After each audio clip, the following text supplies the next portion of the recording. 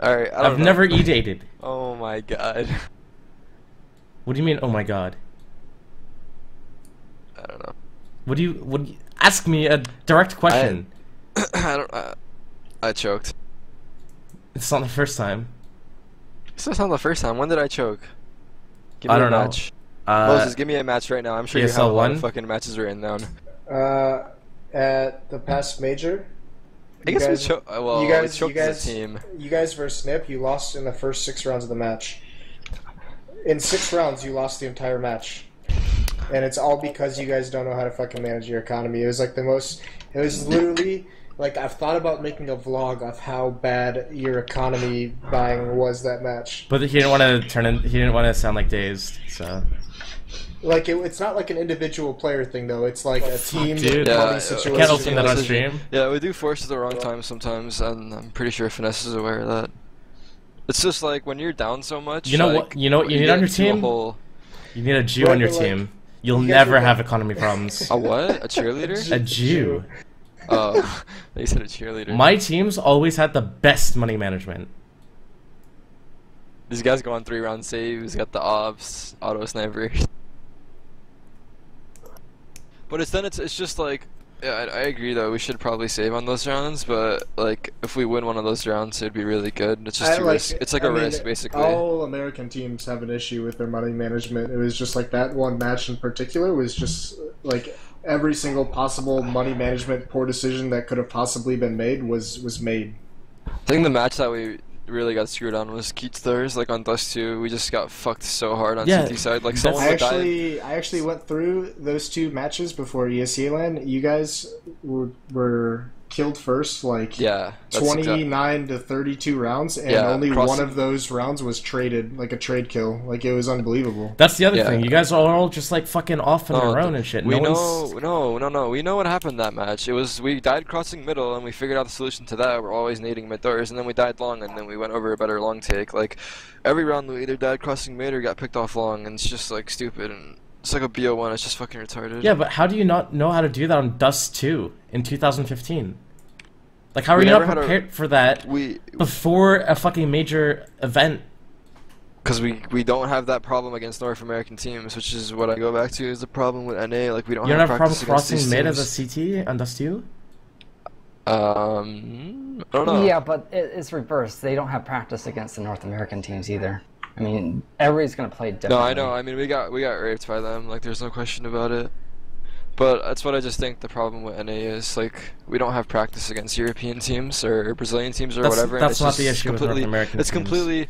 Well, there's It's the more, types there's of more, practice that there's North more American... problems, but like we don't have experience against that Honest play to style. God, and I'm gonna sound like a fucking old piece of shit here, but that was the same problem in 2002 and 2003, and North American teams found a way to overcome it. I'm sure. Yeah. No, I You think guys we are. I need to think watch some fucking demos. Like, Not- No. Tarek, if you sat down every day and watched one demo and just sat in the eyes of like Apex or Kiyoshima, No, like, Apex is a that brainless should be idiot. real. Don't watch him. He gets lots of kills, but he doesn't know how to play properly at all. That's fine. I wouldn't want Tarek to be. I wouldn't want Tarek to be a That's smart what, player. I that's want what him to saying, just I was go for an more empty like frag. I Apex. want him to just like get in there and kill like the first 2 people, and that's all I care about. But what the problem is more... It's more about how the North American teams practice. It's not the type of practice they get, it's how they practice.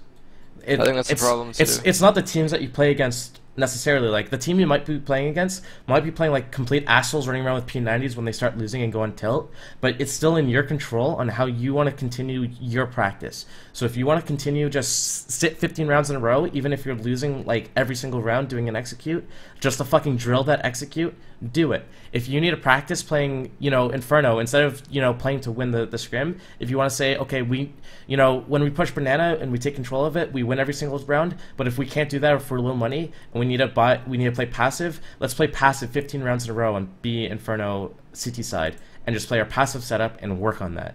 And if you still can't get practice that way, get your 3 teammates who aren't the B players, get them to start doing site executes with full nades and flashes and everything, and try your different setups with your B player, and just fucking drill in-house over and over and over again. And also, like, It's boring, I but mean, guess what? You're getting fucking paid for this shit, dude.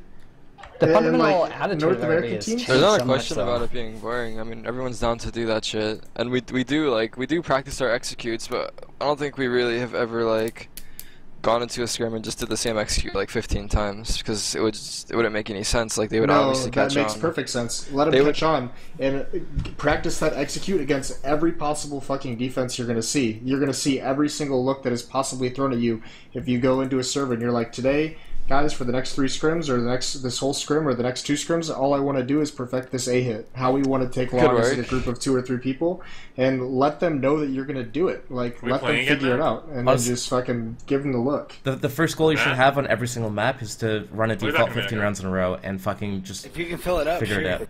You need to figure out a default in every single map and make sure that you know what happens in every single situation. Make sure you take control of whatever you need to take control of. Make sure you know who's smoking what and who's flashing what on like every single round. So if you're Dust 2, it's the same person smoking mid doors every round. Why? Because when you're actually going into execute, that person doesn't need to smoke for the execute.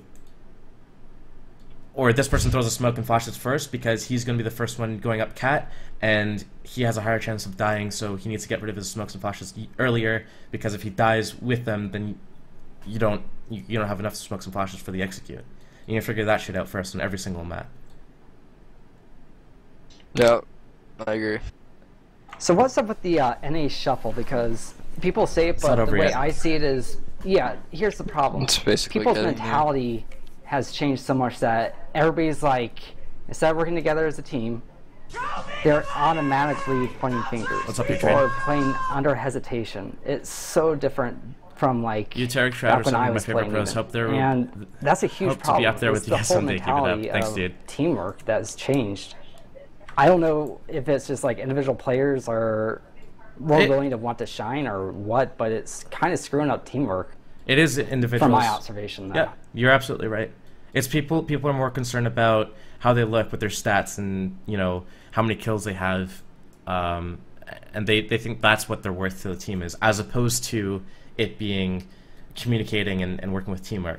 Like, whenever I play these 10-mans even, like, I fucking suck at structureless CS. Like, if I don't know what's going on, I fucking blow because my aim's not that sick, my reaction time's not that sick.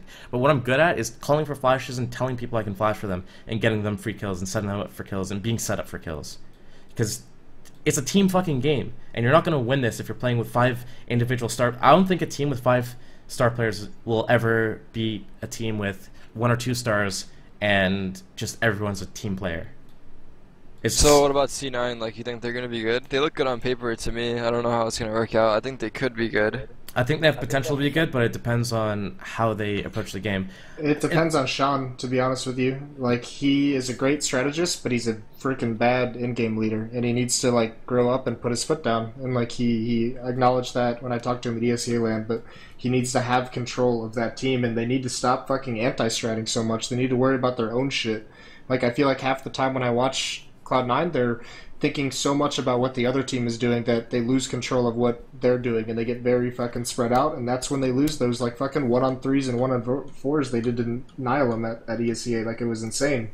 Yeah, there's that issue, but I think bring in Freakazoid. He's kind of the person you unleash, and he just runs around. He'll play the same way online, offline, if you're winning or you're losing, exact same way, fearless style. So I think on T side he's going to open up a lot of rounds, but if Sean can't control him, then this is going to be an issue. I think that's what their major concern on T side is going to be, because he's the only playmaker on that team. Sean's not a playmaker. He's passive. Ska's a passive upper. He doesn't really go and lead in for entries.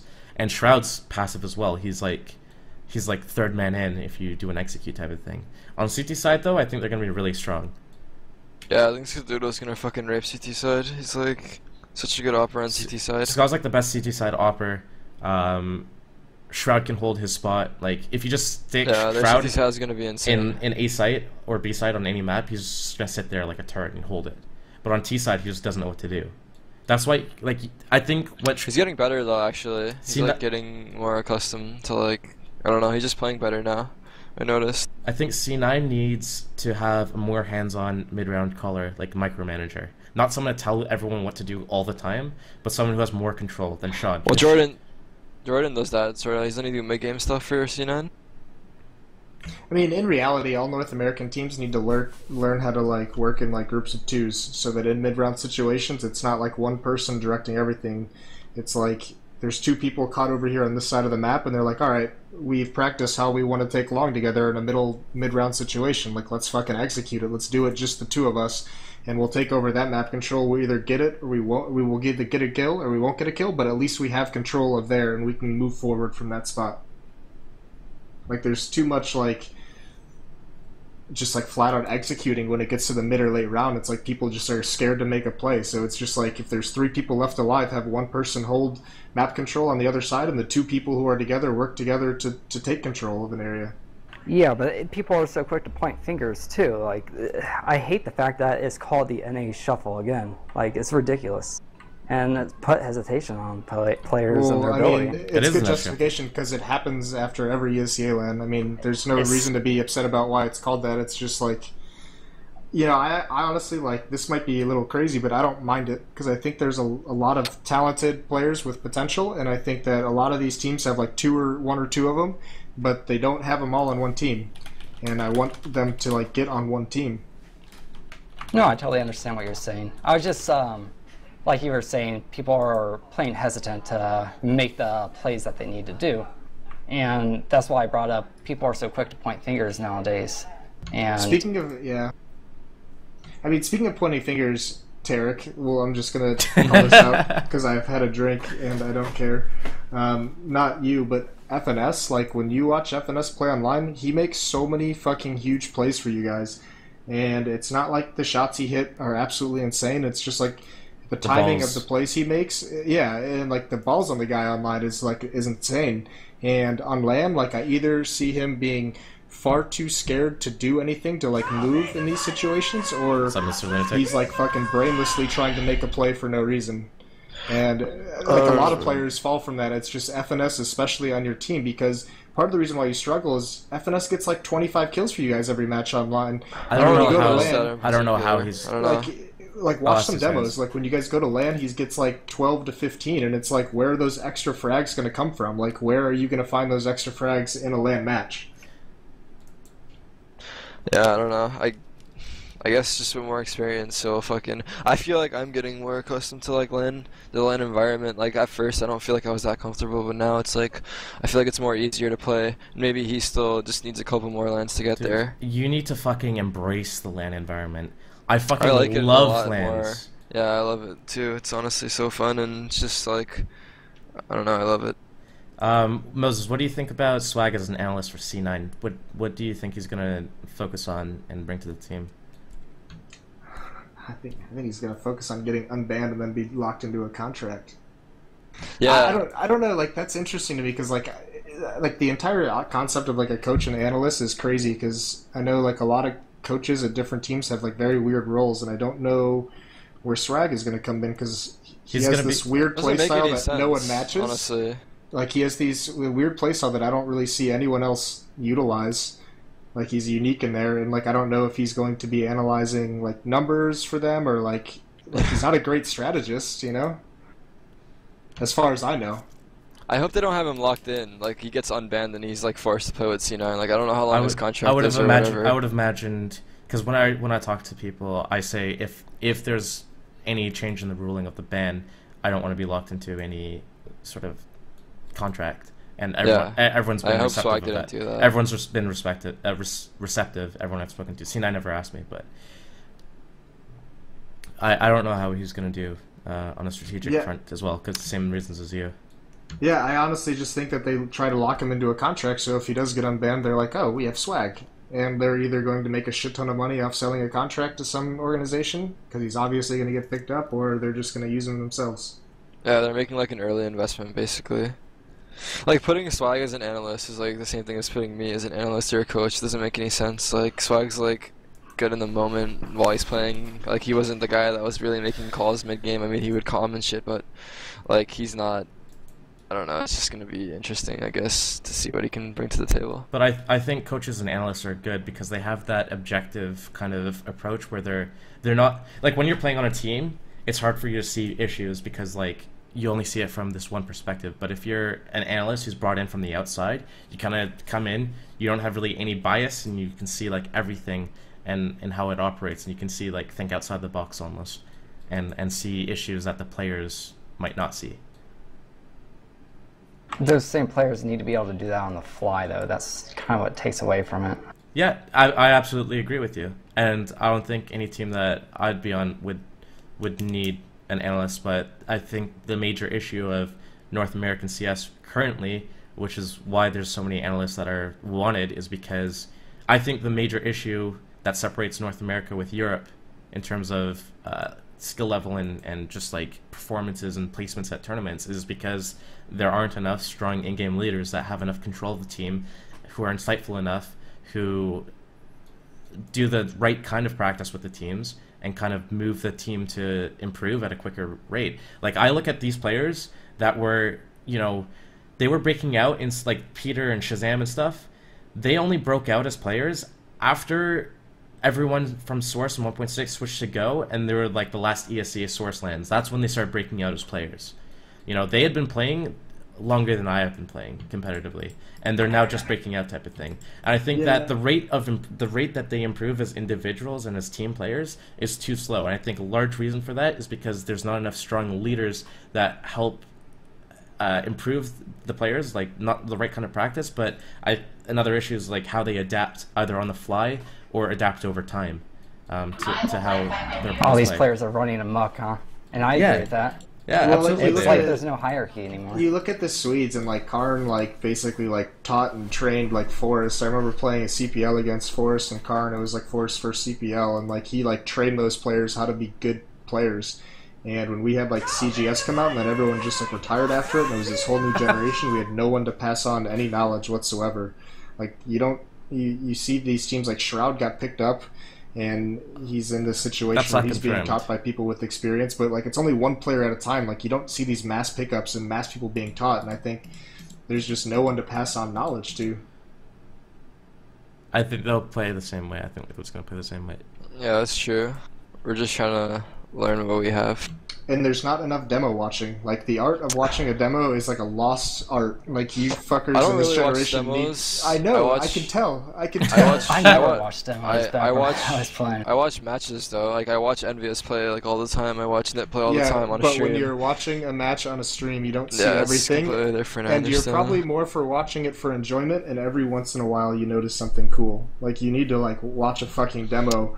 Even like one of the ways that I know from talking to like XP3 that Elevate started getting so much better this season is they watch like European demos as a team with all 5 people, and each of them takes like a different player, and they watch what they do, and they talk about.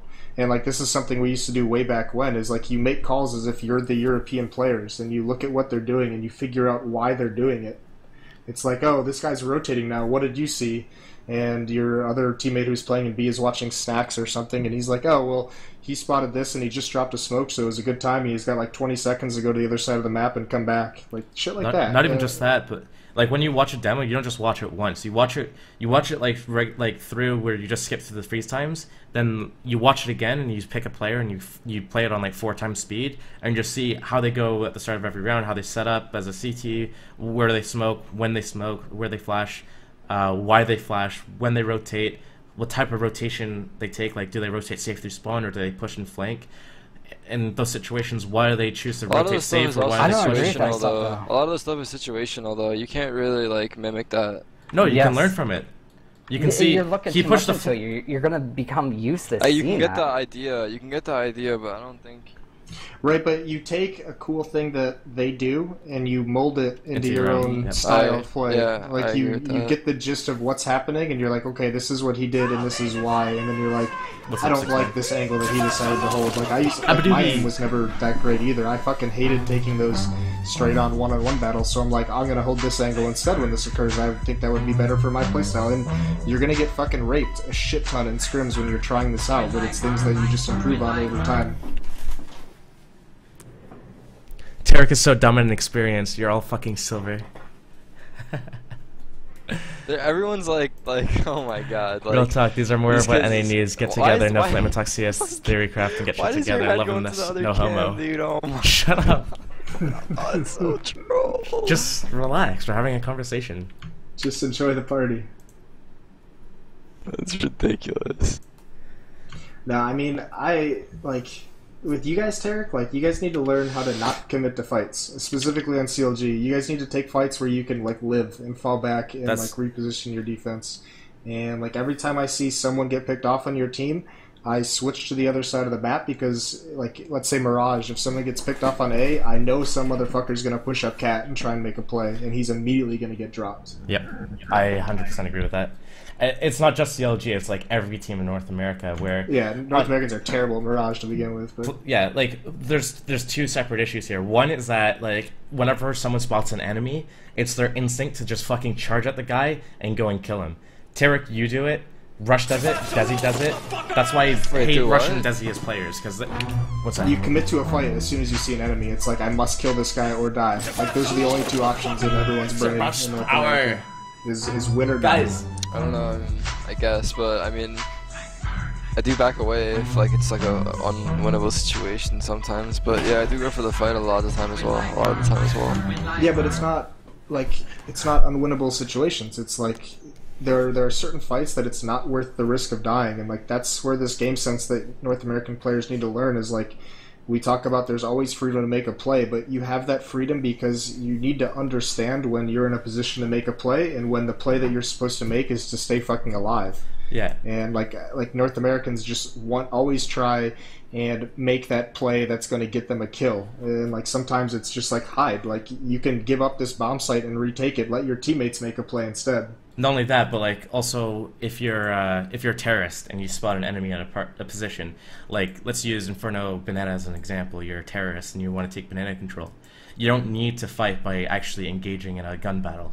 You can use a Molotov on the car, smoke off like flash and push them back. You can push them back with smoke splashes and nades. Like you don't even have to take a gun engagement to push someone off the position.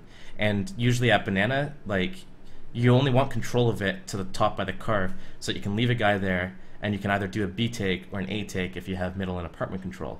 And the whole position of taking map control is so that you can do an execute, a full site execute, where the enemy doesn't know which site you're going to hit and they're not stacked anywhere.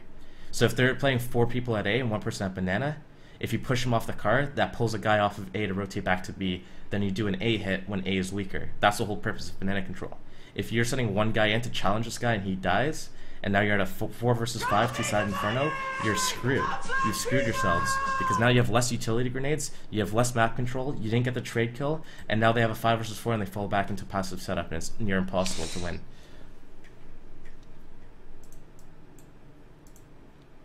I do walk away sometimes. Yeah, fucking right.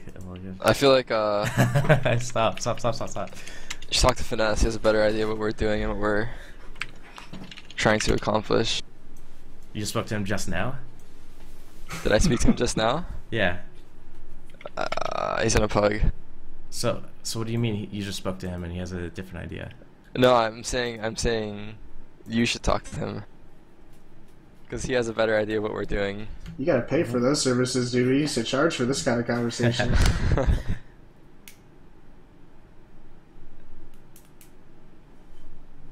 I don't talk to your low bobs. I go directly to Hot Shot for this type of stuff.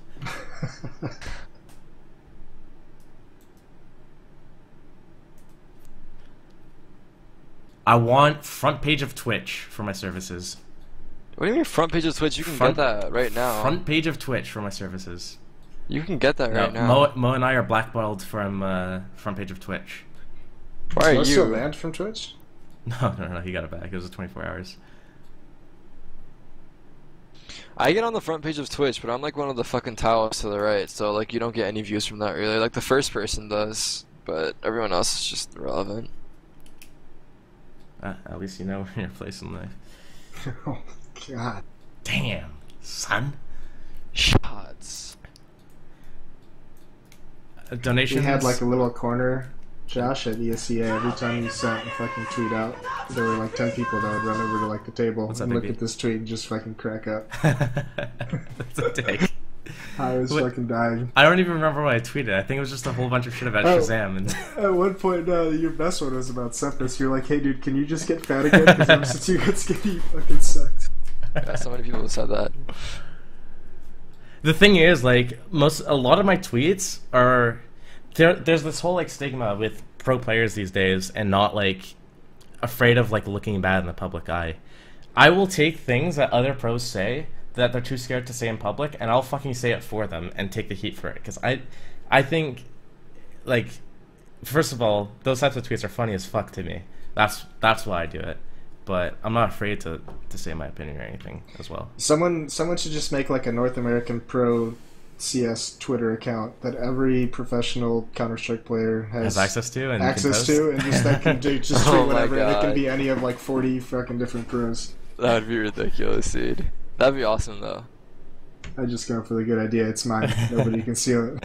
And you just track all the IPs, and then Only one person knows who it is. and then you like blackmail them. Listen, I'll tell them it was you unless you like.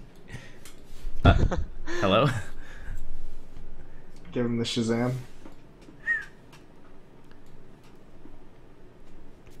That got awkward. So what's next for us, boys? What is next? All this Counter-Strike talk just got me a little bit horny. You a little horny? Are you horny to play, or are you horny to talk, or what are you horny for? We can combine the both of them. Game and talk? Call it a matchmake. I'm banned from the SCA. Oh, fuck. It's a hard knock life, bud. It's a hard knock life. Why was We Peter slipped released? so far. Tarek, is there any official statement as to why Peter was released? Just wasn't working out, but I'm not gonna name the reasons. I mean, that's all there has to be said. Okay, so I will go ahead and say there's a lot of teams will have problems with players internally, not just the player as like a person, but in terms of like roles. There are things that work. I wouldn't. It's definitely not of him as a person. If he fucking came in and raped everyone and like I hated him, I wouldn't give a fuck. So I mean, anyone that cuts someone for not liking them in real life is ridiculous. Like it's just in-game stuff. No, it's like I think it's roles as players. Like you need to have a proper composition. You need to all have like you have to be on the same page as like a team philosophy. Everything needs to work. Like you're all cogs in a machine, and if one cog doesn't fit, then it needs to be replaced. And it's not necessarily a problem with the player being too good or bad or having different personality. I think it's just like the whole package needs to come together in a line with the rest of the team. Yep. I think people focus, like Fifth Flower on Nip is a perfect example. Everyone was calling for him to get cut, but they fucking won 87 maps in a row, and they were absolutely dominating everything. And even when like people were calling for him to get cut because of his performances and stuff, they were still getting, you know, top 2 at every single major they've ever played at, and like top 4 at every single LAN event. Up until like ESWC right before he stepped down. I mean, it was the same thing. Like they were still like the best team in terms of consistent performance, and there's no other team that's matched up to that, and other teams have arguably stronger players. Like no, Fifth Line was arguably, I guess, the weakest link of all the weakest links in any of the top teams, but Nip was still the best overall team, so he was doing something right in the team. There's some value that he brought to the team which wasn't demonstrated in the frags. I think that's another issue with North American players and teams, is that everyone's focusing too much on frags and how much they're fragging and, you know, whatever the KDR is. But there are certain rules. If someone's going in first every single round, dealing, you know, 50 damage to every player he's entry killing or entry fragging, calls out specifically exactly where they are, and, you know, has really good communication, but goes 0 for, you know, 15 and a half on T-half, I'd still pick him over someone who's just running around baiting and getting some non-impact, you know, exit frags and looks good statistically. He's like, you know, 15 and 10, but you're losing. It's like, who the fuck cares? Like, go in and I don't think we really have that problem on our team with like stats. Like I don't think anyone really. I mean, I think everyone's about the win on my team. I could safely say that, I think.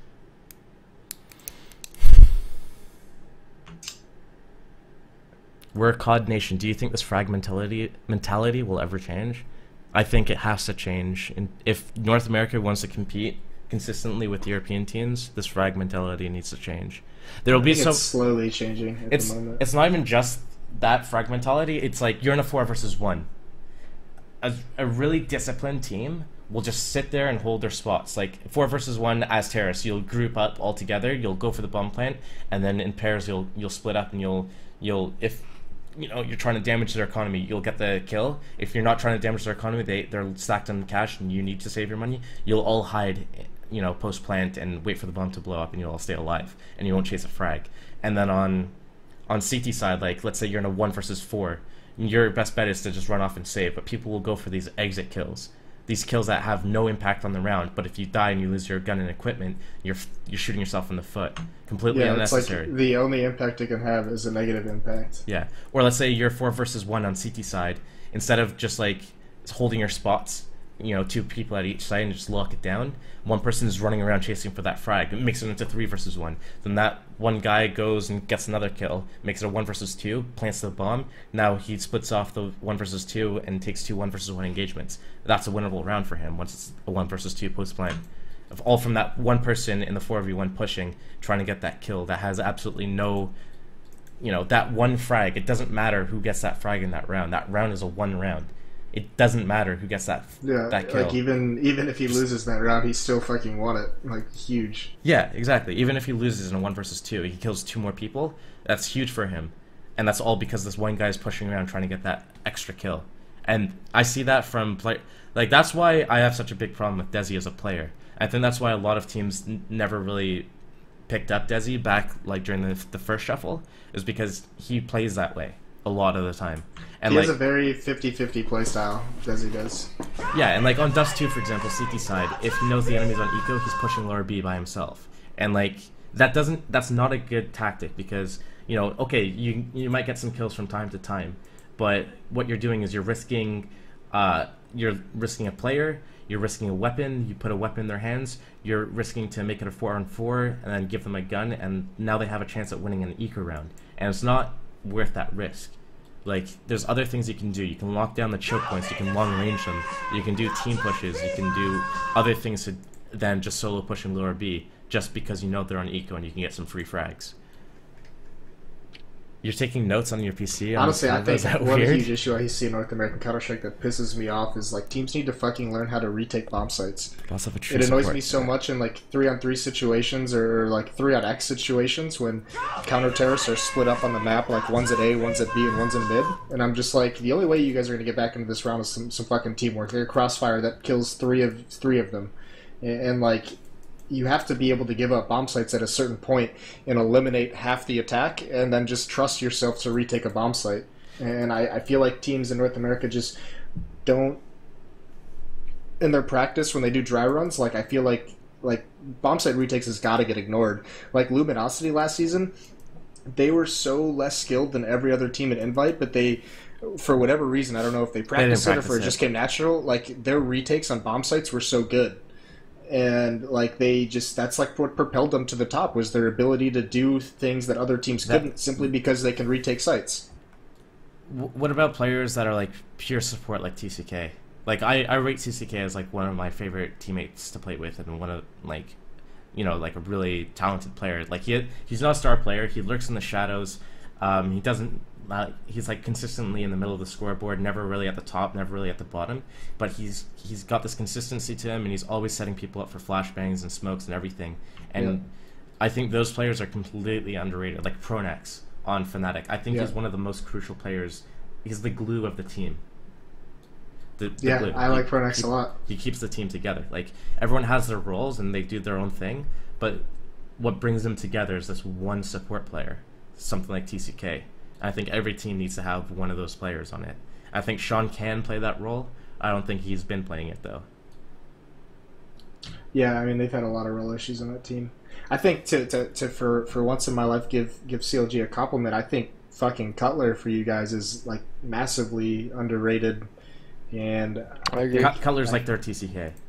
Yeah, and I think the issue with you guys sometimes, I feel like, is you have these players who are good in roles, but like, because you are all trying to make plays across the map as individuals, you don't ever get a chance to shine, because it's all like I mean, the biggest issue is with you guys seem to just like lack a plan in certain situations, and you all feel like you need to be the ones making that play, and it kind of, requires someone like Cutler or Hayes in a situation to like be in a 1-on-3 or a 1-on-4. And like if you guys would just come up with a plan, you could do it much better. But you put yourselves in situations where everyone's required to become a hero out of nowhere. Yeah, and that's again brings us back to lack of structure. People not having defined goals on whatever rounds, and I think that's down to preparation. I think that's down to how they practice. Like honestly, Tarek, if you went to your team like this weekend and were like, all right guys, like this is gonna suck, but for like to start out like 3 days a week before we practice, we need to like watch one of our own demos like together as a team, all 5 people in a mumble, watch your own demo and just watch it and be like, why the fuck are these plays being made? And don't have people watch themselves. Like if there's 2 people playing at A, if it's like you and Cutler at a bomb site, have Cutler watch you and you watch Cutler and like talk things over, because